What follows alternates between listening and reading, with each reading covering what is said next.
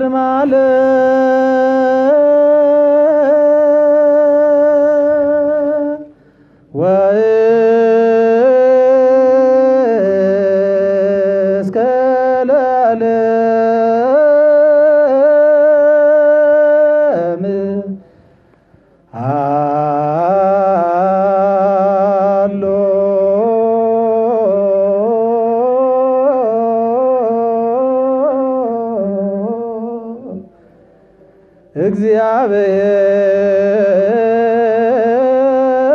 እግዚአብሔር በመንግሥቱ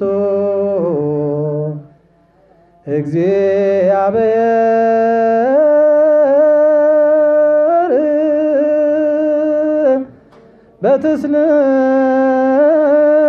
በትስንስቱ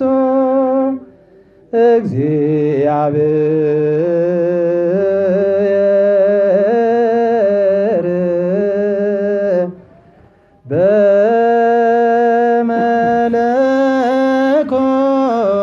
በመለኮቱ waaqayyo addunyaa dursee tureera hanga bara biraattis mootummaa isaatiin jira waaqayyo sadummaa isaatiin jira waaqayyo mootummaa isaatiin jira bakkalchaa fi barii dura guyyaa falkan dura ergamoonni otuu hin uumamin waaqayyo mootummaa isaatiin jira samiiwwan osoo hin diriirin fuulli lafaa osoo hin mul'atin biqiltoonni osoo hin biqilin waaqayyo mootummaa isaatiin jira aduu faddeessa urjiiwwan duras deddeebi'aa ifootan duras waaqayyo mootummaa isaatiin tureera beelladoota socho'an dura simbirroolli balalli'an dura bineensota galaanaa dura waaqayyo mootummaa isaatiin jira addaamiin akka bifa isaa fi fakkeenyaa isaatti otoo hin uumin addaamis abboommii isaa osoo hin diigin dura waaqayyo mootummaa isaatiin jira tureera abbaa ilmaa hafuura qulqulluu galanni ni ta'a har'as yeroo hundumaa bara baraa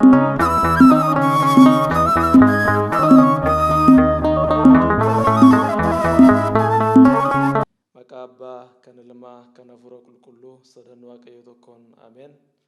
Duraan dursaa biyya lafaa kana kan uumees ofiisaatii kan bitu maqaan waaqayyoo keenyaa fayyisaa keenya Yesuus Kiristoos bara baraan kan galateeffame nuuf haa ta'u.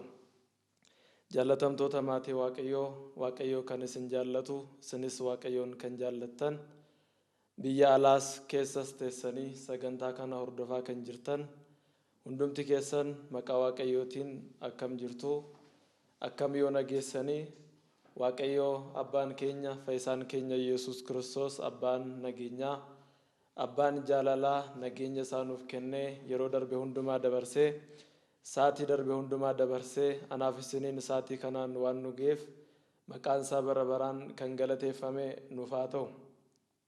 Egaa saatii kanatti sagalee waaqayyoo gabaabsineetu haala yeroo amma keessa jirru wajjin wal qabsiifneetu waliin barannaa. Mata dureen barumsa keenyaa waaqayyoo yoo nu fayyame waaqayyoo yoo nu gargaare kan waliin barannu wangeela Maatiyos boqonnaa 5 lakkoofsa 45 gubbaarratti barreeffamee sagalee waaqayyoo jiru. Mata duree barumsa keenyaa godhanneetu baranna jechaadha. Sagalicha isiniifan dubbisaa. Kana yoo gootan ijoollee abbaa keessanii isa waaqa irraa hin taatu. Kana yoo gootanii ijoollee abbaa keessanii isa waaqa irraa ni taatu jedha mata dureen barumsa keenyaa.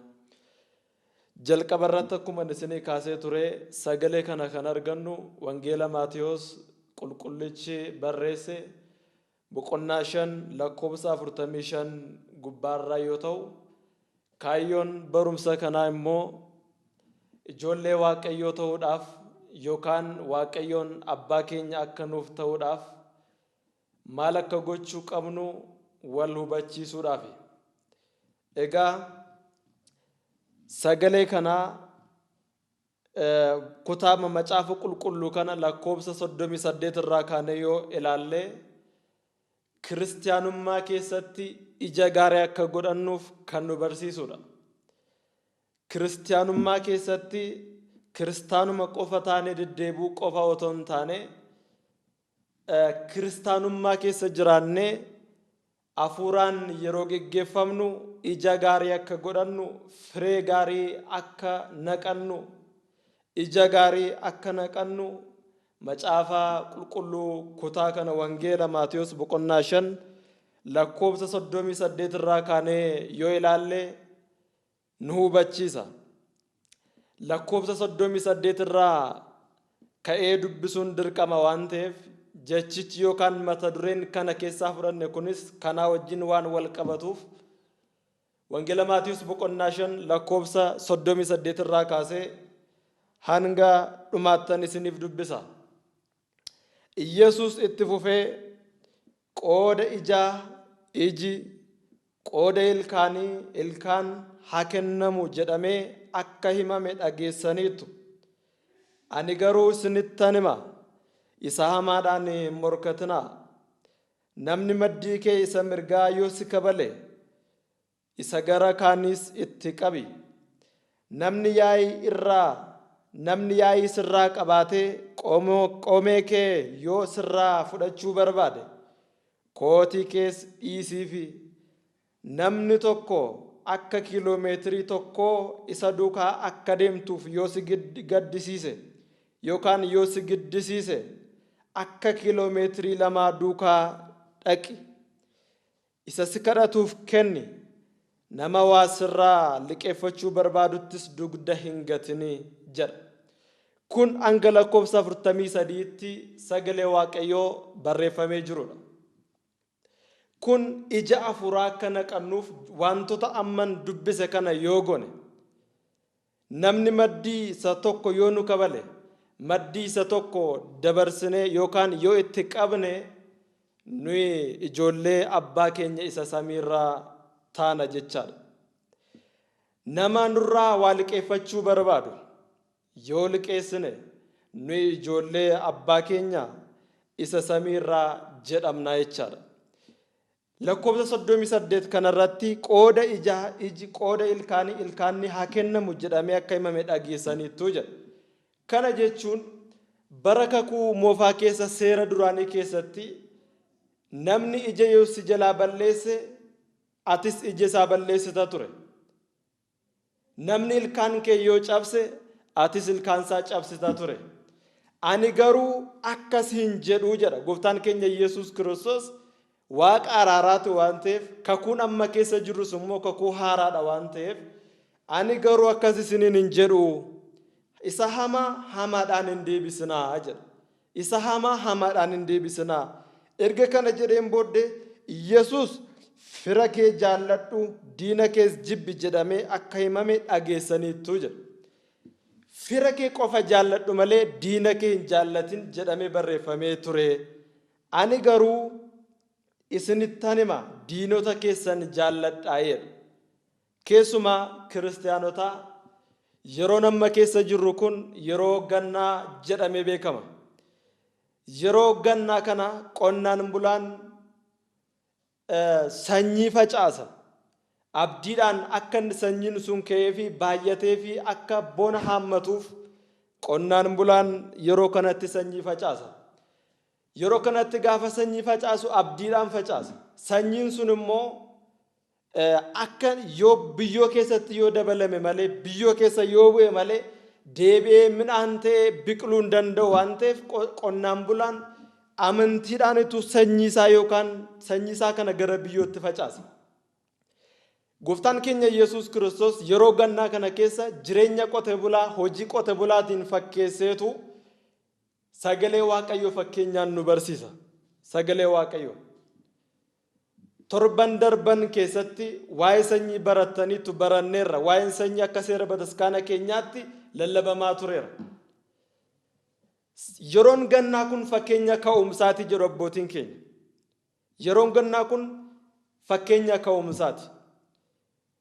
Kiristaanonni biyya lafaarra jiran isa durii caalummaatti yeroo isaan wanta gaarii hojjechuudhaaf dhamaan isa duraan hiyyeessa gargaaran irra ammas dabalanii yeroo isaan hiyyeessa gargaaran isa duraan beela baasaa turan ammas isa duraan irra caalchisanii yeroo isaan waan gaarii yeroo isaan itti hojjetanidha kiristaanonni yeroon gannaa kun. Akkuma qonnaan bulaan yeroo kana sanyii facaase bona hammatu kiristaanni immoo yeroo biyya lafaarra jiru kana ganna kana yookaan biyyuma lafaarra amma jirutti wanta gaarii hojjeteetu gooftaan keenya Yesuus Kiristoos gaafa murtiidhaaf deebi'ee dhufu isuma amma facaase hammata jechaadha. Kanaaf kiristaanota biyya lafaarra amma jirtanitti biyya lafaa kanarratti amma jiraachaa jirtanitti yeroo gooftaan keenya Yesuus Kiristoos deebi'ee dhufu akka argattaniif waan gaarii hojjechuudhaaf booddeetti hin deebi'ina. Waan gaarii hojjechuudhaaf hin nuffina. Wanta gaarii hojjechuudhaaf boodatti hin deebi'ina. Gatii keessan kan isiniif kennu Waaqayyoodha waan ta'eef. Kanaaf Yesuus Kiristoos boqonnaa mata duree keenya kanarratti namni hundumtuu ija amantii isa gaarii akka qabaatuuf wantoota kana hundumaatti fakkeenyaan nu barsiisaa jechaadha. Fira kee jaalladhu diina kees jibbi jedhamee akka himame dhageessaniittu.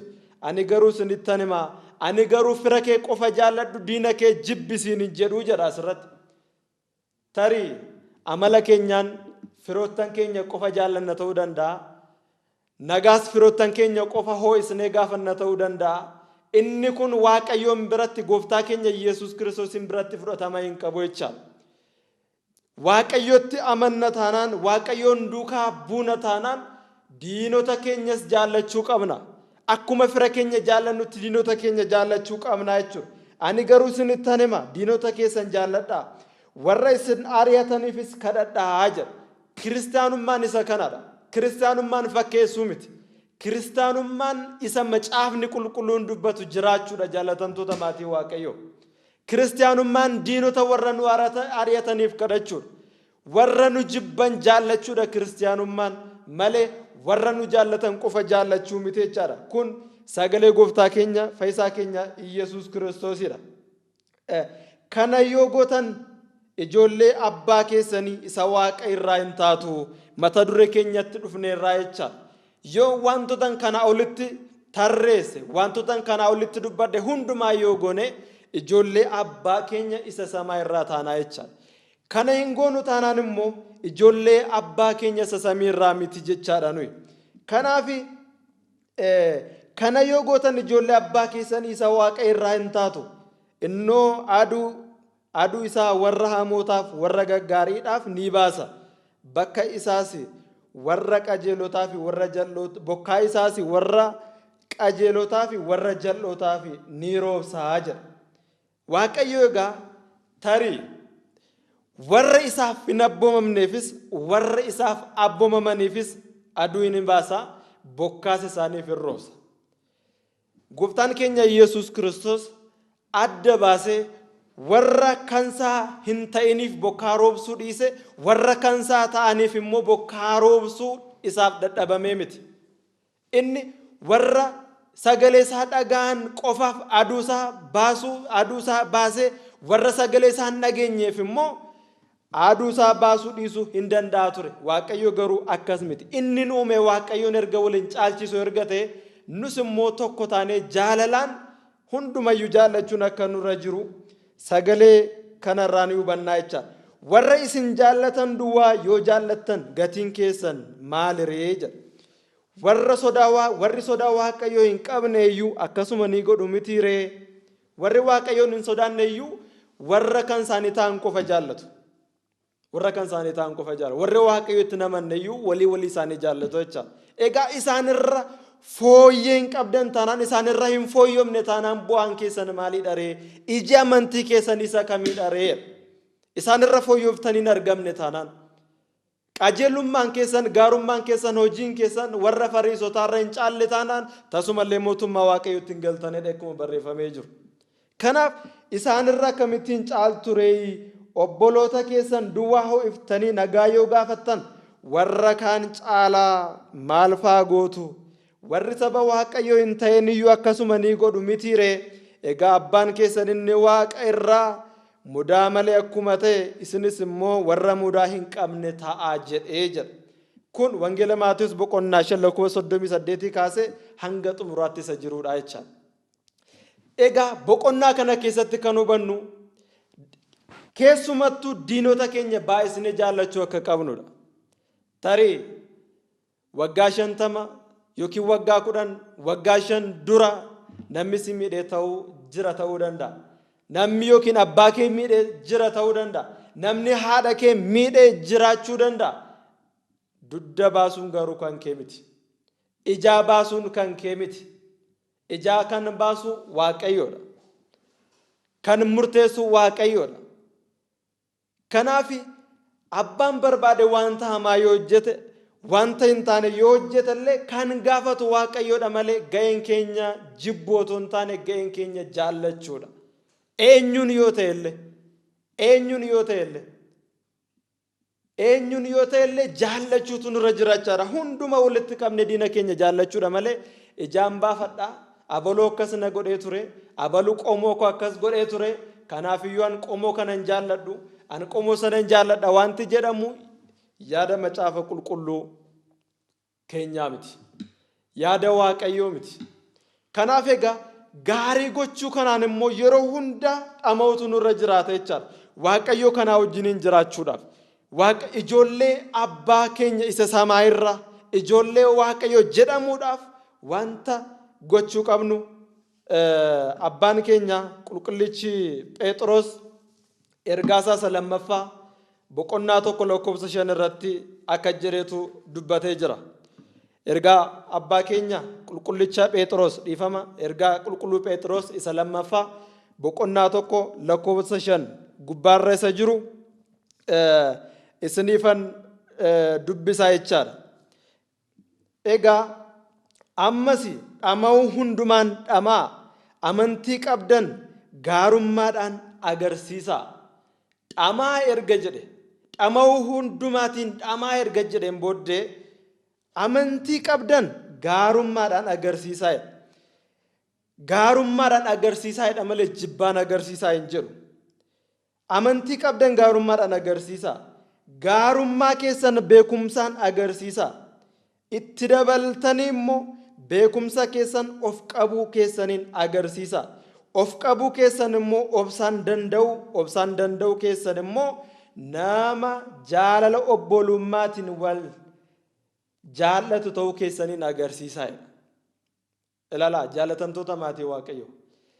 Beekumsa qabdan of qabuudhaan agarsiisaa. Obsaan agarsiisaa ija. Waaqayyo obsaan danda'u keessan nama Waaqayyoo ta'uu keessaniin agarsiisaa. Nama Waaqayyoo ta'uu keessan obboloota jaallachuu keessaniin agarsiisaa. Obboloota jaallachuu keessan nama hundumaa jaallachuudhaan agarsiisaa. Amma obboloota jaallachuu qofa miti. Fira jaallachuu qofa miti. Nama biddeen guyyaa tokko si nyaachise qofa jaallachuu miti. Isa biddeen si dhawwates jaalladhu. Nama Waaqayyoo ta'uu kee obboleessa kee obboleettii kee jaallachuu keetiin agarsiisi. Obboleettii kee obboleessa kee jaallachuu immoo hundumaa saba biyya lafaarra jiru hundumaa jaallachuudhaan agarsiisee. Kun sagalee Waaqayyooti. Sagalee Waaqayyooti. Kun ija hafuuraati. Ija amantii keessatti qabaannu. Diinota keenya jaallachuudhaan hundumaa walitti qabne fira keenyas diina keenyas isa nu jaallatus isa nu jibbus jaallachuu keenyaan Waaqayyoon gammachiisna. Macaafa kakuu moofaa keessatti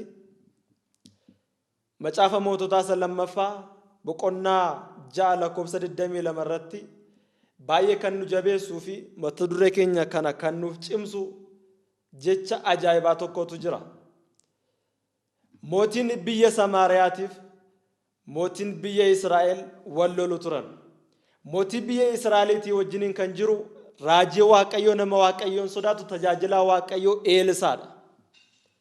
Eelisaa wanta mootiin Samaariyaa mootii Israa'el irratti mari'atu yeroo inni loltoota isaa gara mootii Israa'elitti erguudhaaf ka'u Eelisaa nama Waaqayyooti waan ta'eef wanta dhokotee wanta mootiin Samaariyaa dhokotee mari'atu wanta ni dhokotee haasa'u waan beekuuf dhaqee mootii Israa'elitti hin hima ture. Gaaf tokko mootiin Samaariyaa loltoota isaa walitti qabee yeroon asii dhaqee biyya Israa'eliin balleessuudhaaf ka'u mootii Israa'elii yeroon dhaqee balleessuudhaaf ka'u kan dhaqee isatti himu eenyudha beektuu laata jedhee walitti qabee isaaniin gaafateedha. Kanarraa kan ka'e loltoonni mooticha Samaariyaa yookaan waldaa Adeer mootii hoggantu warri isa jalaa hojjetan yookaan loltoonni isa jalaa hojjetan atin beektuu yaa mootii wanta ati diinqa kee keessatti hojjetu wanta ati yaaddu wanta ati haasaastee haasoftu nama beekutu jira. Inni Eelsaa jedhama maqaansaa isatu dhaqee mootii Israa'eliin kanatti himaa jedhaniitu itti himan. Kanaafiyyuu dhaqaatii gabaabseen isinitti himaa Eelsaan naa qabaa jedhe mootiin Samaariyaa. Eelsaan dhaqaa qabaa naa fidaa. Dhaqaa hidhaatii naa fidaa jedhee yeroo inni gara Israa'elitti gara bakka Eelsaa namni Waaqayyo jirutti gaafanni loltoota isaa ergu. Eelsaa Waaqayyoon kadhata ture waan ta'eef ganama gaafa bari'u Naa'oon yookaan tajaajilaan Eelsaa ganama ba'ee gadi ba'ee gaafa ala ilaalu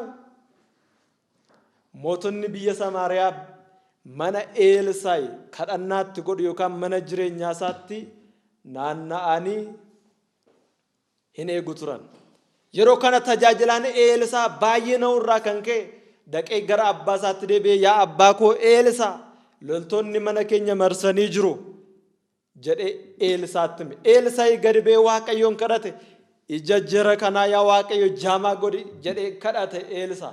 Yeroo sana iji hundumti isaanii loltoota biyya Samaariyaatti dhufan iji isaanii hin jaame. Isa booda nama isin barbaadanitti isin geessaa.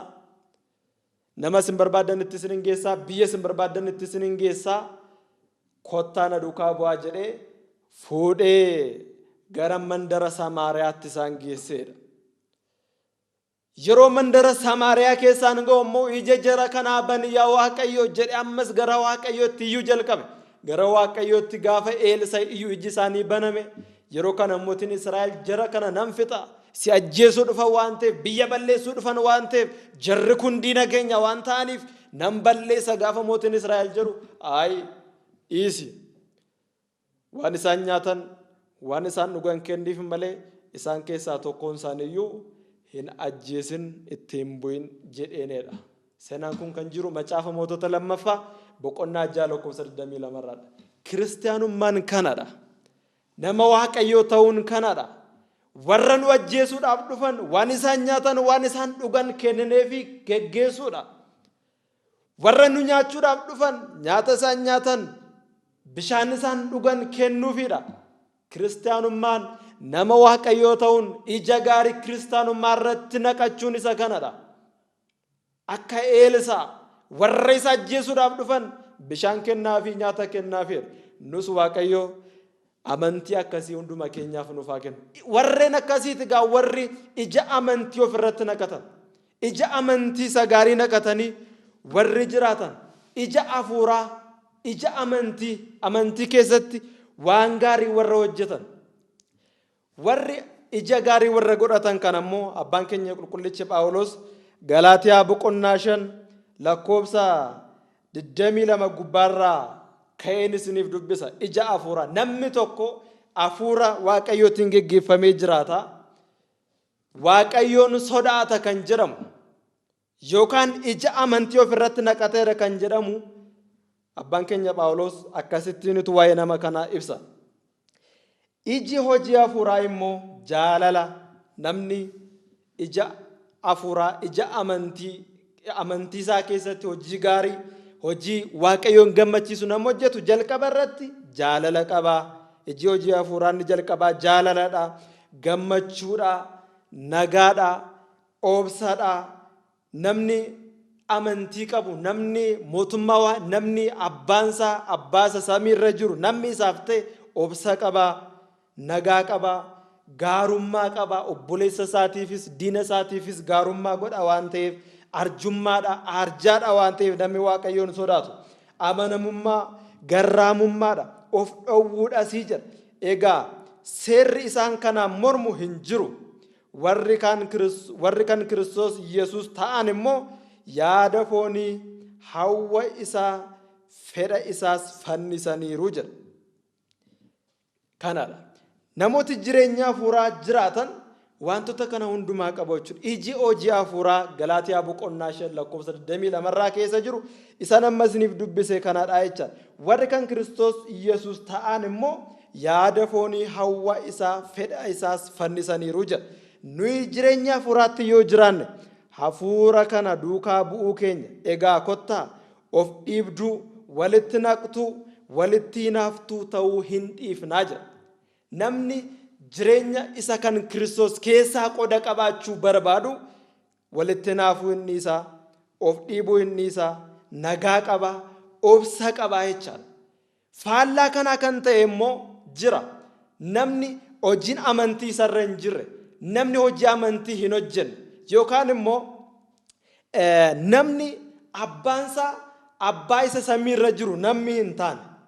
Namni abbaan koo samiirra jira waan ta'eef mucaa isa samiirra jiru kana ta'uun barbaada. Namni hin jenne hojiin isaa akkasiidha. Hojii foonii keessa nama jirudha waan ta'eef.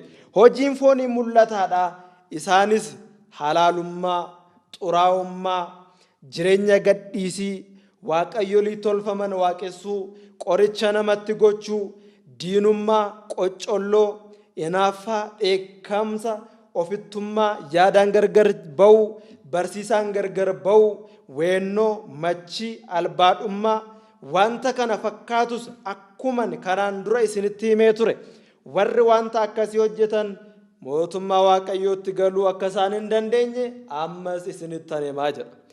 Wantoota hin taane, wantoota anamma gararraatti isiniif dubbise kana namooti hojjetan mootummaa waaqayyootti tasumallee galuu hin danda'aniidha.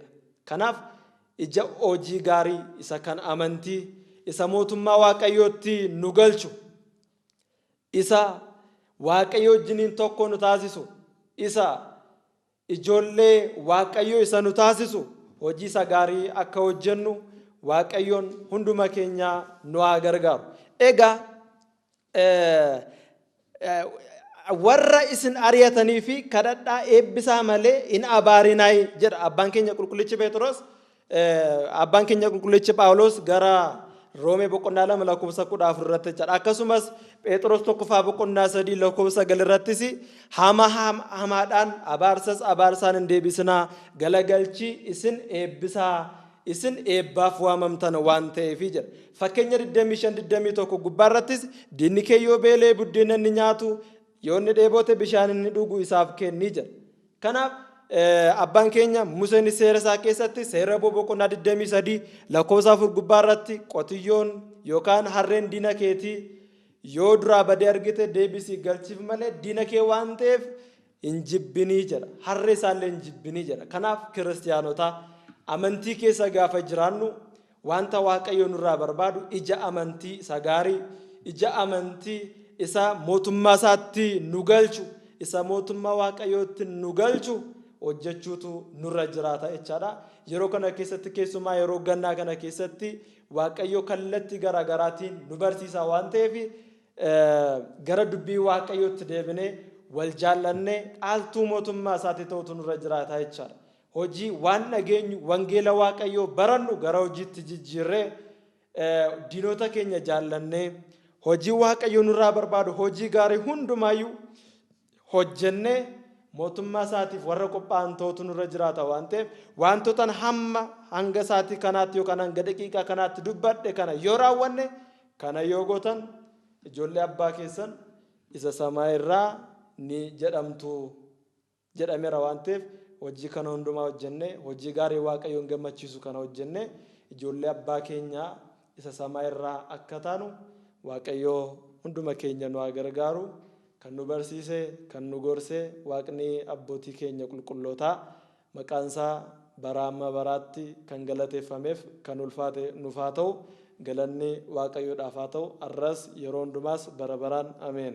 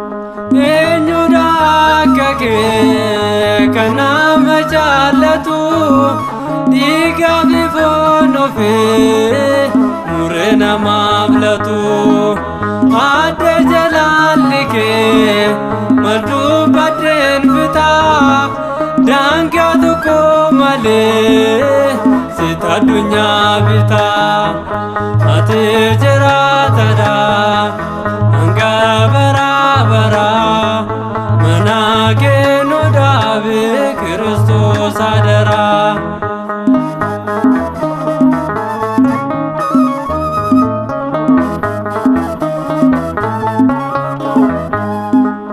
Jaalalli kee addaa yaa bagarami baadirra deebistee hewaan ifaadame ararab dhiifamaa mana keetti arganna gammachuun guutamne maqaa kee faarfanna ati jiraatadha hanga baraa baraa mana kee nu dhaabe Kiristoos adaraa.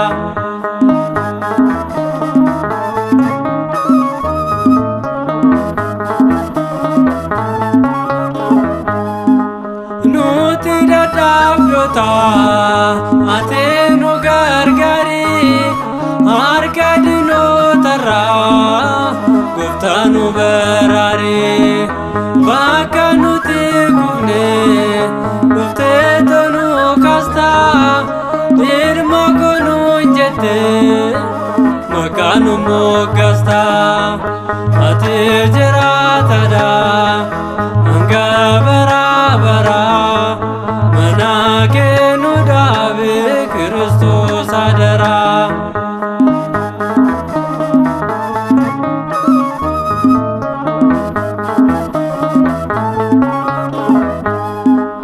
Yaa badeeffamaa yaa bararaa ati jiraatadha hanga baraa baraa hafuura qulqulluu laphee keenya jaarii ija difamate gara keenya laale ati jiraatadha hanga baraa baraa mana kee nu dhaabe Kiristoos adaraa ati jiraatadha hanga baraa baraa mana kee nu dhaabe Kiristoos adaraa. Kan nu kakaasee nu jalqabsiisee kan nu xumursiiseef Abbaaf Ilmaaf Hafuura Qulqulluuf galanniif ulfinni guddaan teessoo isaa Aariyaam irratti isaaf haa ta'u. Ameen.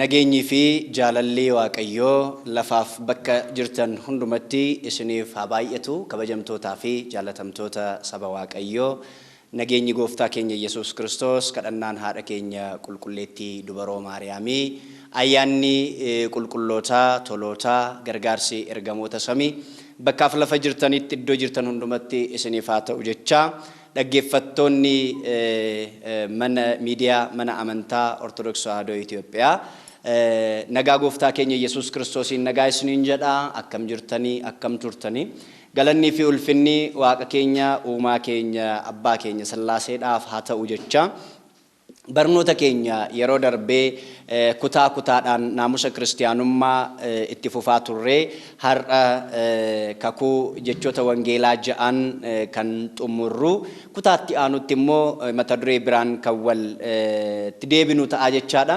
Jechoota wangeelaa ja'an keessaati inni sadaffaa kutaa darbe keessatti ilaalleerra. Inni arfaffaa fi inni shanaffaa akkasuma isa ja'affaa har'a kan ilaallu ta'a gaggabaabsine. Egaa maal inni arfaffaa tasuma hin kakatiin jedhee gooftaan keenya uumaan keenya Yesuus Kiristoos galanni ulfinni waaqeffamuun sodaatamuun kan maqaa isaatiif ta'u wangeela Maatiyos boqonnaa 5 lakkoofsa 34 irratti tasuma hin kakatiin jechuudhaani kakuu haaraa keessatti kakaan akka hin barbaachisne Yesuus Kiristoos nu barsiiseera. Isarraa ka'uudhaan egaa kakaan maalinni maaliif kakannaa kakaan maaliif barbaachise maaliif dhorkamne isa jedhus wal wajjiniin kaasnee kan ilaallu ta'a. Ka'umsa kan nu ta'u gaa wangeela Maatiyos boqonnaa 5:34 haa ta'u iyyuu malee gara kakuu duriitti sin deebise seera Lewwotaa boqonnaa 19 lakkoofsa 12 irraatii akkana jedha. Ani waaqayyo keessanii maqaa kootiin sobaan kakachuudhaan maqaa ana waaqayyo keessan hin xureessinaa jedha. Maqaa waaqayyoo sobaan waamuun maqaa waaqayyoo xureessuudha. Maqaa waaqayyoo waan hin taanetti waamuudhaanii maqaa waaqayyoo xureessuudha. Maqaa waaqayyoo bakka hin taanetti waamuun maqaa waaqayyoo xureessuudha. Eebbi isaaniif ayyaanni isaanii nurra haa buluuti. Abbootiin keenya hayyoonni mana kiristaana keenya abbootiin keenya maqaa waaqayyoo yeroo waamamu sagadanii kufanii ka'anii si'a torba maqaa waaqayyoo sodaatamaa maqaa caalu maqaa waaqayyoo kana alfaadhaaf omeegaa kan ta'e maqaa waaqayyoo kana waamuudhaaf kufanii sagadanii ka'aniitu kan maqaa waaqayyoo waaman. Bara amma keessa jirru kana keessatti immoo bakka taanetti maqaa waaqayyoo yeroo waamamu inni xiqqaas inni guddaas sobaan yeroo maqaa waaqayyoo waamee kakatu dhaga'a ilaalaa jirra jechaadha. Kanaaf maqaa waaqayyootiin sobaan dhugaa ba'uuni maqaa waaqayyoo xureessuudha. Maqaa waaqayyoo xureessuun immoo waaqayyo biratti murtii yookiin firdii kan argamsiisudha. Kanaaf akka nutti hin faradamneef akka nutti hin murteeffamneef maqaa waaqayyoo keenya sobaan dhugaa sobaan kakachuun maqaa waaqayyo keenya sobaan waamuun barbaachisaa miti. Kanaaf ani waaqayyo keessanii maqaa kootiin sobaan kakachuu maqaa ana waaqa keessanii hin xureessinaa jedha. Egaa bakka mijataattis bakka mijataan taanes bakka maqaa waaqayyoo hin waamamnetti maqaa waaqayyoo waamuudhaan kan xureessitan sababa keessaniin maqaan waaqayyo keessan akka hin arrabsamne sababa keenyaan maqaan waaqayyo akka hin arrabsamne warra hin amanne biratti maqaan waaqayyo akka hin arrabsamneef of eeggannoon anaaf isinirraa barbaachisa. Kanaaf kakaan inumaayyuu hin barbaachisu tasuma hin kakatiin jedhee itti dhufna. Raajaa Hosee boqonnaa 4 lakkoofsa 15 irraa akkana jedha. Yaa Israa'el ati ejja akkasitti yoo gorte iyyuu yookiin ejja akkasitti yoo gorte iyyuu jedha Hosee. Yihudaan akka kee yakkiinii jedha. Yihudaan akka kee hin yakkiin gelgelaa iddoo sagadaa hin ga'inaa. Dhugaa waaqayyo isa jiraataa jettaniis hin kakatiinaa'oo jedha. Dhugaa waaqayyo isa jiraataa jettanii maalin ta'ina hin kakatiinaa. Baay'oonni keenya amma keessattuu warra Kiristoositti amanna jennee kakuu haaraa kana keessa warri jirru warri kiristaanota jedhamnee maqaa Kiristoosiin waamamnu warri fannoo gooftaa keenya Yesuus Kiristoos morma keenya irratti baannee deemnu hundumti keenya yeroo nu sobaan dhugaa baanu yeroo nu kakannu yeroo maqaa waaqa keenyaa bakkatti bakka hin taanettis bakka ta'uttis yeroo nu waamnu bakka ta'utti maqaa waaqayyo waamamuun ulfinaan kadhannaadhaan yoo ta'e kabajaan yoo ta'e galataaf yoo ta'e rakkoon qabu bakka hin taanetti garuu maqaa waaqayyo sobaan waamuun murtii kan namaaf argamsiisudha jechuudha. Akka isinitti murteeffamneef maqaa waaqayyo keessanii sobaan hin waamina. Maqaa waaqayyo keessanii sobaan waamtanii hin kakatina. Kiristaanni tokko jechisa dhugaa yoo ta'e dhugaadha. Lakkii yoo ta'e immoo lakkiidha malee maqaa waaqayyo kan isa uume maqaa waaqayyo isa jiraataa jedhee sobaan maqaa waaqa isaa hin waamu. Kanaaf gooftaan keenya qorichi keenya Yesuus Kiristoos galanni isaaf haa ta'uuti wangeela Maatiyos boqonnaa 5 lakkoofsa 33 irraa Yesuus Kiristoos immoo sobaan hin kakatinaa waan gooftaadhaaf kakatte immoo fiixaan baasi jedhamee abbootiidhaan akka himame immoo dhageessanii jirtuu jedha. Wanta dubbatte gooftaadhaaf wanta dubbatte sana fiixaan baafadhu akka jedhe dhageessaniittuu jedha. Kiristoos maal jedhe? Ani garuu jedha. Bara kakuu durii keessatti wanta dubbatte jecha kee gooftaadhaaf dhugaa bayii jedhamee akka dubbatame dhageessanii jirtu. Ani garuu isinittan hima raawwattanii hin kakatinaa jedha. Inuma hin kakatinaa, raawwattanii hin kakatinaa, samiin hin kakatinaa, innoo teessoo waaqaati jedha. Kunoo samiin kun nattaa faradu jettanii hin kakatinaa, samiin teessoo waaqayyooti waan ta'eefi, samiin teessoo waaqayyooti. Lafattis hin kakatinaa jedhe, lafti kun akkas naa gootu jettanii lafattis hin kakatinaa, innoo ejjeta miilla isaatii jedha. Samiin teessoo kooti, lafti ejjeta miilla kooti jedheera waan ta'eef waaqayyoon. Kanaaf innoo ejjeta miilla isaatii erga jedhee booddee Yerusaalemittis hin kakatinaa, innoo mandara mooticha isa guddaati. Yerusaalemittis hin kakatinaa, innoo teessoo mandara mooticha guddaati jedha. Mataa keettis hin kakatin jedha. Mataa keetti ila kunoo akkas naa godhu jettee mataa keetti ofii keetti hin kakatin, mataa keetti hin kakatini. Ati rifeensa mataa kee tokkitti ishee gurraatti adii gochuu hin dandeessu. Ishee adii immoo gurraacha gochuu hin dandeessu. Mataa keettis hin kakatini. Kanaaf maalaa ta'ure dubbiin keessan jedhe Kiristoos. Wangeela Maatewos boqonnaa 5:33 irraa eegalaa dubbisa. Kanaaf maalaa ta'ure dubbiin keessani eeyyeen yoo ta'e eeyyeen haa ta'u. Dhugaa yoo ta'e dhugaa haa ta'u.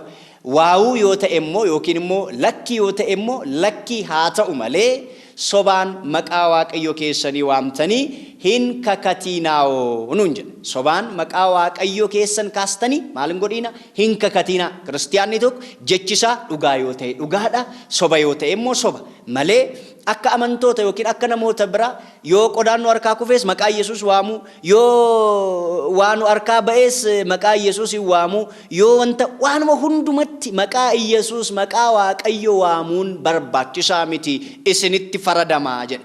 Maqaa waaqa jiraataa waamtanii waaqa jiraataatiin hin kakatiinaa nuun jedha. Kanaaf kakaan kakuu haaraa keessatti inumaayyuu hin barbaachisu. Kiristiyaan jechisaa dhugaa yoo ta'e dhugaadha, soba yoo ta'e immoo soba. Dhugaa jedhee kan sobu yoo jiraate inni itti faradama, soba ta'ee garuu dhugaa ta'e yoo ta'e innis itti faradama. Kanaaf jechi keessan waan ija keessaniin argitan, waan gurra keessaniin dhageessan dhageera jechichi dhugaa, argeera dhugaadha jettanii malee waaqayyo samiitti lafatti teessoo waaqayyotti hin kakatiinaa'oo nuun jedha. Kanaaf Yaaqoob abbaan keenya boqonnaa 5 lakkoofsa 12 irratti maal jedha? Callumatti immoo hin kakatiinaa yaa obboloota koo, waaqaan lafaan waan biraatiinis hin kakatiinaa. Firdii jalatti akka hin buunetti wanta eeyyeen jettan eeyyeen haa ta'u, wanta waawuu jettanis immoo waawuu haa ta'u jedha. Bakka jechi keessan dhugaa yoo ta'e dhugaadha, soba yoo ta'e immoo soba jedhaa malee inumaa hin kakatiinaa jedha. Jechoota wangeelaa 6 keessaatii inni arfaffaa maqaa waaqayyoo sobaan hin kakatin, tasumaa hin kakatinaa kan jedhudha. Inni 5ffaan hamaa hamaadhaan hin deebisiinaa kan jedhudha. Hammeenya hammeenyaan hin deebisiinaa. Maal jechuudha? Hammeenya hammeenyaan hin deebisiinaa. Wangeela Maatewos boqonnaa 5 lakkoofsa 39 irraa ka'a. Roomee boqonnaa 12 lakkoofsa 17 irraa namni hamaan yoo isin irratti hojjete deebiftanii hamaa irratti hin hojjetinaa jedha. Waan fuula namaa hunduma duratti fudhatama ta'e yaadaatii qabaadhaa. Nama hundumaa wajjin nagaadhaan jiraachuudhaaf karaa keessan wanta danda'amu hundumaa godhaa jedha. Wanta hunduma wanta danda'amu nama hamaa isiniif deebisu hamaan deebisiinaa. Amma isa kana har'a kan nu dadhabne hamaayyuu nama hamaa isiniif deebisuuf hamaan deebisiinaa. Kan isin abaaru eebbisaa jedha miti nama caafni keenya kitaabni qulqulluu. Kan isin abaaru eebbisi jedha malee kan seefii sitti luqqiseef seefii luqqisi hin jedhu, kan dhagaa sitti darbateef dhagaa darbadhu hin jedhu, kan si ajjeese deebisi ajjeesi hin jedhu. Warra isin ari'ataniif kadhadhaa, warra isin gidirsaniif kadhadhaa fi waaqayyo laphee akka isaaniif kennu. Warra isin arrabsan eebbisaa. Nama si arrabsu yoo eebbiste marati mo'atteetta, mo'aa jedhamta jechaadha. Mee yaalaame kiristiyaanonni keessattuu warri jireenya akkasii keessa hin jirre mee nama isin arrabsu mee waaqayyo si haa eebbisu, waaqayyo jireenya kee haa eebbisu, waaqayyo ba'uuf galuu keetti nagaadhaan si haa bobbaasu jedhaa eebbisaa nama isin arrabsutti. Yeroo sana ofuma isaa deebi'ee aaree ofuma isaa deebi'ee kan gubatus kan aaru isa. Ofii keessan garuu nama hamaa isinitti dubbateef hamaa hin dubbatinaa. Nama hammeenyaan isin irratti ka'e hammeenyaan nama irratti hin ka'ina, hammeenya daba irratti hin yaadinaa jedha. Kanaaf yoo danda'ame, egaa akka hin danda'amne hin beekna, yoo danda'ame nama biratti nama hundumaa wajjin nagaadhaan jiraachuudhaaf yaada. Kiristiyaanummaan nagaadha. Kiristiyaanni seefii hin kaasu, kiristiyaanni dhagaan darbatu, kiristiyaanni mana namaan gubu, kiristiyaanni nama hin arrabsu, kiristiyaanni jecha xuraawaa arraba isaa keessaa hin bahu. Kiristiyaana jechuun kan Kiristoositti amane. Maaliif? Yesuus Kiristoos galannii fi ulfinni maqaa isaatiif haa ta'uuti. Wangeela Maatiyos boqonnaa 11 lakkoofsa 28 irratti 27 irraa kaasnee yoo ilaalle ni'u kullukum sirwaan wa kabudaana tsoor jedha. Isin warri ba'aan keessan isinitti ulfaate gara kokottaa, ani isinirraan salphisa erga jedhee booddee waanjoo koos baadhaa, waanjoon kun salphaadha jedhee Kiristoos maal jedhee? Anarraa baradhaa'oo jedhe. Anarraa baradhaa. Kiristoos irraa maal baranna? Anarraa baradhaa jechuun gooftaan keenya Yesuus Kiristoos anarraa baradhaa gaafa jedhu Kiristoos irraa waantu nuti hin baranne hin jiru. Waa hedduu baranna. Gad of qabummaa yoo ta'e Kiristoos irraa baranna, dhiifama yoo ta'e Kiristoos irraa baranna, gara laafummaa yoo ta'e Kiristoos irraa baranna, warra isa kabalaniif dhiifama godhe, warra isa waraananiif dhiifama godhe, warra gogora isaanii hancufa isaanii isatti tufaniif dhiifama godhe, warra isa kabalaniif dhiifama godhe, warra fuula isaatti kufanii warra wayyaa isaa sarraa fuudhanii isatti qoosaniif dhiifama godhe, warra isa arrabsaniif dhiifama godhe. Isa kana anarraa baradhaa dheka Kiristoos. Namni har'a kiristiyaanii tokko kan Kiristoos irraa hin baranne yoo ta'e har'a faallaa ta'eera. Inni kaan gaafa eebbisnu kan arrabsinu taane irraa mee of laalaa ganda keessatti, mana keessatti, aanaa keessatti, bakka jirtanitti, mandara keessan keessatti, jireenya keessan keessatti mee ilaalaa. Kiristiyaanni daa'ima isaa, ilmoo isaa, daa'imummaa ishee irraa kaasee naamusa kiristiyaanummaa barsiisa. Arrabsoon cubbuudha. Lakki hin arrabsin. Gaafa daa'imti horiitee rukuchuudhaaf jettu lakki dhiisi kun sirrii miti jedhee daa'ima isaa kunuunsee, daa'ima isaa lakki bakka arrabsoo eebba barsiifachaa, bakka horiisaa jaalala barsiifachaa, dafeetamuma yoo daa'imti aartee manaam jette dhaqxee dhiifama gaafadhu jedhee akka inni dhiifama godhu taasisa. Bara ammaa kana keessatti maatiin daa'ima keessan akkamiin guddisaa jirtu? Daa'imti haati ishee, harmeen ishee kan isheen deesse daa'ima dhaqi abbaa kee arrabsi, dhaqi abbaa kee dhayi rukuti, hoo dhaqi rukuti jettee uleetti kenniti. Daa'imtu sun fiigdee dhaqxee abbaa ishee haasaatti fakkaata, qoosaatti fakkaata, dhaqxee abbaa ishee rukutti, dhaqxee obboleessa ishee rukutti. Daa'imti immoo sammuu ishee waraqaa adiidha isumaan guddachaa deemte, ishee kaleessa rukuttaa barsiiste haadha immoo fuuteetu albeedhaan morma ishee dhoofti. Kanaaf daa'ima keessan dhiifamaan, daa'ima keessan jaalalaan guddisaa malee daa'ima keessan arrabsoodhaan, daa'ima keessan horiisaadhaan hin guddisiinaa. Daa'imti kiristiyaanaa naamusaan guddachuu qaba.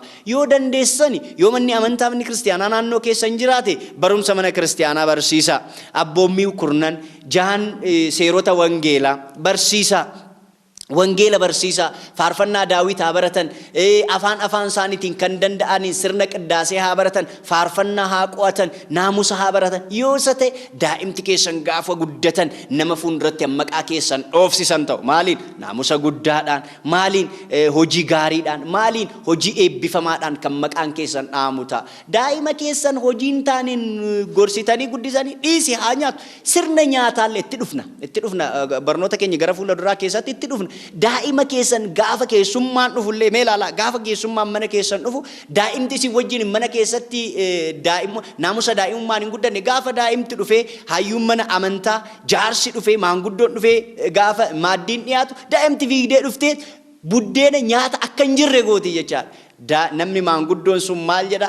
Akkatti isaan daa'ima isaanii guddisanii maali yoo daa'ima isaanii suutadhanii guddisan. Kanaaf naamusa keessan, daa'imti keessan gaafa maanguddoon jiru daa'imti keessan naamusaan teessee eebba fudhattee barakata abbaa ishee harkaa fudhattee yoo guddatte isheenis daa'imti sunis naamusaan guddatti. Mee maatii Waaqayyoo keessattuu kiristiyaanonni warri Kiristoositti amanne jettan naamusaan ijoollee keessan, daa'ima keessan guddifadhaa, naamusaan daa'ima keessan kunuunfadhaa. Phexros ergaa isaa duraa boqonnaa 3 lakkoofsa 9 irraa hamaadhaan abaarsaan hin deebisinaa, garagalchii iyyuu eebbisaa malee isin eebbaan akka argattaniif waamamtan jedha.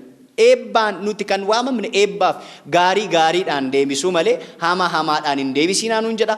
Ergaa Yohannis isa 3 boqonnaa 1 lakkoofsa 11 irraa yaa michoota koo nuun jedha qulqulluun Yohannis. Yaa michoota koo waan hamaa akkasiin waan gaarii akkasiin malee namni waan gaarii hojjetu kan Waaqayyooti. Namni waan hamaa hojjetu immoo Waaqayyoon hin argine jedha. Egaa waan gaarii hojjechuun Waaqayyoon argachuudha. Waan hamaa waan yaraa hojjechuun immoo Waaqayyoo irraa adda ba'uudha. Macaafa fakkeenya boqonnaa 17 lakkoofsa 13 irraa namni qooda gaarii wanta hamaa yoo deebise wanti hamaan isaaf isarraa hin fagaatu. Namni namaaf waan hamaa deebis mana isaa keessaa maaltu hin fagaatu? Hamaan mana isaa keessaa hin fagaatu nuun jedha.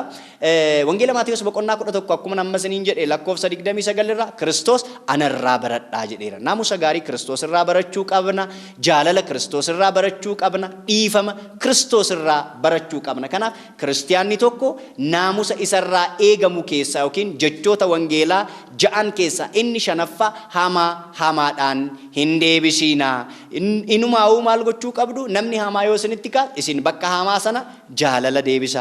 Nama isin abaaru eebbisa jechuu isaati. Kanaaf namni mana kiristiyaanaa ooltanii sirna qiddaasee hordoftanii dhageessanii wangeela barattanii galtanii mana keessanitti hin hori'iina, hin arrabsiina. Hojjettoota keessan irratti hin hori'iina. Hojjettuu mana keessan keessaati hattu, ati cabi, ati qurxamin jedhiina. Hojjettuun mana keessan keessaa yoo ishiin hatte, yoo ishii waan barbaadde fudhatte maatti murteessitu? Hanni eenyurraa baratte? Isinirraa baratte. Hanni cubbuu akka ta'e mana kiristiyaanaa deemte akka barattuuf isin yeroo hin kenniniif. Kanaaf hojjettoonni keessan mana kiristiyaanaa dhaqanii akka isaan naamusa gaarii baratan. Hojjettuun keessan kan isin irratti akka isin irratti kaatu akka isin irratti hin kaane yoo barbaadan naamusa kiristiyaanaa haa barattu deemte. Giiftii ishee akka isheen kabajuu qabdu mana kiristiyaanaa dhaqxee haa barattu. Amma sanaatti garuu otoo naamusa mana kiristiyaanaa hin baratiin, otoo wangeela hin baratiin hojjettuun koo na gargaarti, garbichi koo tajaajilaan koo na gargaara, na kabaja jettanii nama biraarraa waan biraa hin eegina. Kanaaf inni ja'affaaf inni dhuma as kutaa wangeelaa ja'an keessaa inni dhumaan maal jedha? Diina kee jaalladhu jedha. Inni guddaan egaa isa kana. Diina kee jaalladhu. Maal jechuudha diina kee jaalladhuun? Wangeela Luqaas, Wangeela Maatiyos boqonnaa 5 lakkoofsa 45 irraa diinota keessan jaalladhaa jedha. Kun egaa baay'ee ulfaata. Yoona gaafan akkana jedhu gaa sammuu keessan keessa waa baay'ee dhufeera. Akkamittan jaalladha? Eenyuun hin jaalladha? Sababni isin namaa wajjin walitti buutan, sababni isin namaa wajjin waliin ooddanii, namaa wajjin wal cuftanii, namaa wajjin ijaan argaa wal jibbitan kumaatamaan kitilaan jira. Akkamittiin wangeelli keenya garuu diina kee jaalladhu jedha. Egaa wangeela Luqaas boqonnaa 6 lakkoofsa 35 irraa maal jedha? Isin garuu diinota keessan jaalladhaa, gaariis godhaa, nuuf baasu jettanii otoo hin abdatiinis liqeessa, gatiin keessan guddaa ni ta'a, ijoollee abbaas ni taatu. Inni immoo warra galata hin qabneefis warra hamtootaafis iyyuu arjaadha. Galanni ulfinni Waaqayyoodhaaf haa ta'u. Inni warra hamtootaa fi warra jabootaaf, warra hamtootaa fi warra hattootaaf, namoota biroodhaaf Waaqayyo arjaadha. Isin namni liqii koo naa deebisa jettanii fuula laaltanii, eenyummaa laaltanii, qooqa laaltanii, afaan laaltanii nama hin jaallatina. Nama ta'uu isaatiin qofa jaalladha. Diina keessan jaalladha jedha. Gaanu diinni keenya diiyaabiloos. Diiyaabiloosiin ifadha. Diiyaabiloosiin kadhannaadhaan ofirraa fageessaa. Namoonni immoo hojii diiyaabiloos hojjetanii seexanni isaanirra bulee wallaalummaadhaan hafuura seexanaatiin oofamanii hojii seexanaa kan hojjetan immoo danuun isaanii waan jiruuf isaan jaallatanii waan hin taaneef isaaniin jaallachuu qabdu, isaaniin kabajuu qabdu, jaallachuudha qabdu. Diinota keessan jaalladha, gaariis godhaafi. Namarraa liqii barbaadanii, namarraa wilii barbaadanii namaaf waa biraan godhiinaa, Waaqayyo irraan argadha jettanii namaaf waa gaarii hojjedhaa nuun jedha gooftaan keenya Iyyasuus Kiristoos. Asuma wangeela Luqaas boqonnaa 6 lakkoofsa 27 irratti Iyyasuus itti fufee ani garuu isin warra na dhageessaniin diinota keessan jaalladhaa, warra isin jibbaniifis gaarii godhaa nan isiniin jedha. Warra isin jibbaniif maal godha? Gaarii taasisa. Waa gaarii namarraa liqii, namarraa biddira barbaadanii, biddira namaaf wilii namarraa ooltanii yookiin wilii namarraa barbaadanii namaaf wiliin ooliina. Waaqayyoorraan argadha jedhaati namaaf waa gaarii. Rakkataa yeroo gargaaddan waaqarraan argadha. Kan rakkataa gargaaru waaqaaf liqeessa jedha macaafni qulqullu. Namni hiyyeessa gargaaru waaqaaf maallaqa isaa liqeessa. Booda dhumarra Waaqayyo dachaa godhee isaaf kaffala waan ta'eef kan hiyyeessa gargaaru, kan rakkataa gargaaru, kan nama biraadhaaf liqeessu, kan nama biraa gargaaru Waaqayyoorraa Waaqayyoof liqeessuu isaatii jedhaga.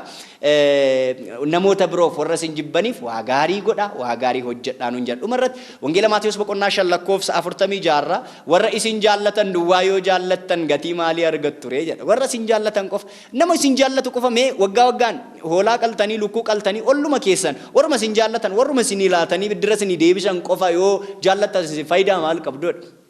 Kan sin caaltanii faayidaa maal argattu ree? warri sodaa waaqayyo hin qabneyyuu akkana ni godhu mitiireeyo jedha. Warri waaqayyoon hin sodaanne akkas godhu mitiire. Isin immoo caalmaan keessan kiristiyaanni tokko fuula ilaalee, bifa ilaalee, eenyummaa ilaalee, sabummaa ilaalee, qabeenya ilaalee, uffannaa ilaalee, waa biraa ilaalee miti nama kan keessummeessu nama kamiyyuu nama ta'uu isaatiin jaallachuu qaba. Fuula laaltanii, ollummaa laaltanii, qomoo lakkooftanii nama gargaartu yoo ta'e inni kun immoo warri waaqa hin beekneyyuu kana hojjetu. Isin immoo warri waaqa beektan faallaa isaanii deemuu qabdu jechaadha. Isaan fuula laalanii, bifa laalanii, saba laalanii, qomoo laalanii kana hojjetu taanaan isin garuu faallaa kan Kiristoos hojjete kana hojjechuu qabdu jedhee obboloota keessan duwwaa ho'iftanii nagaa yoo gaafattan warra kana caalaa maal gootu jedha. Warri sobaan waaqayyo warra soba waaqayyoon hin ta'in iyyuu warri kan waaqayyoon hin ta'in iyyuu akka kana ni godhu mitiireeyo jedha. Kabajamtootaaf jaalatamtoota maatii waaqayyoo inni guddaan isaa asirratti kan nuti barachuudha qabnu diinota keessan jaalladhaadha. Diina ofii jaallachuun Kiristoos nu barsiiseera. Warra isa ajjeesaniif dhiifama gochuu Kiristoos nu barsiiseera. Fannoo irratti fannifameerlee yeroo isaan dhuguma yoo ati humna qabaatte ilma waaqayyoo taate fannoo kanarraa bu'i gaafa isaan ittiin jedhan yaa abbaa waan hojjetan hin beekaniitii fi dhiifama godhiif jedhee dhiifama kadhate ofii isaa wajjin dhiifama godhee fi diinota isaa jaallateera. Nuti immoo ijoolleen Kiristoos diinota keenya jaallachuu akka qabnu nu agarsiisa. Waaqayyo gooftaan diinota keenya jaallanne warra nu jaallatan qofa otoo hin ta'in warra nu hin jaallanne illee jaallanne mootummaa isaa ishee bara baraa akka dhaallu Waaqni qulqullootaa nu gargaaru. Kutaa itti aanutti immoo mata duree biraan kan walitti deebinu ta'a. Bakka jirtanitti nagaa fi jaalalli gooftaa keenya Yesuus Kiristoos kadhannaan dubree Maariyaamii hunduma keenya wajjin haa ta'u. Galanni Waaqayyoof haa ta'u.